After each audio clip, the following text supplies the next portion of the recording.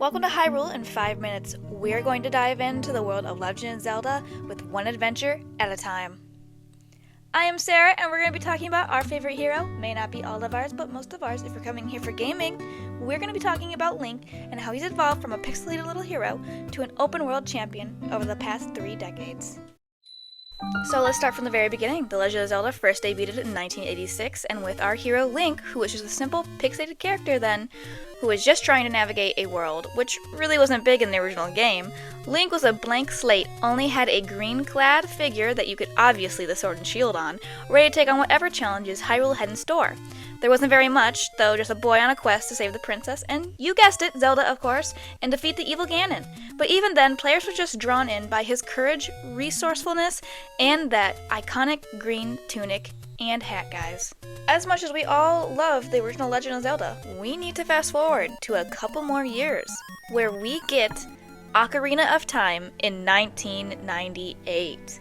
Which, in all honesty, is my favorite game out of the Legend of Zelda series. However, I do also favorite Breath of the Wild and Tears of the Kingdom, which you guys should definitely play. Speaking of playing these wonderful games, of course, you're going to need a Switch to play these games on.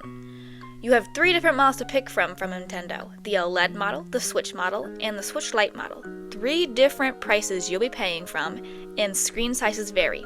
Of course, each model depends on what you want. You can have it connect to your TV or have it as a plain portable handheld device, or both. These Switches are amazing to carry on the go. They are strong devices for all types of gaming. However, let's take a step back and go to Ocarina of Time. It was the first 3D Zelda game.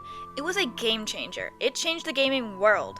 Link transformed from a basic sprite to only a little tiny pixels to a full 3D character that had a face, some expressions, and more of a personality. He wasn't just some generic hero now, finally.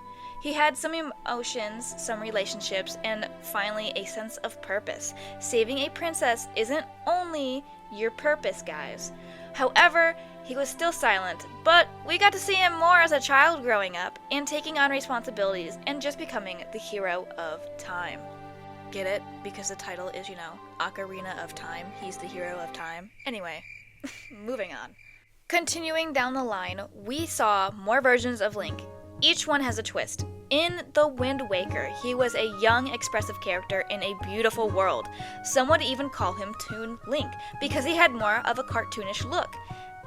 But that didn't make him any less brave or determined. He had more expressions than ever, from surprised to determined, which helped players connect with him on a personal level.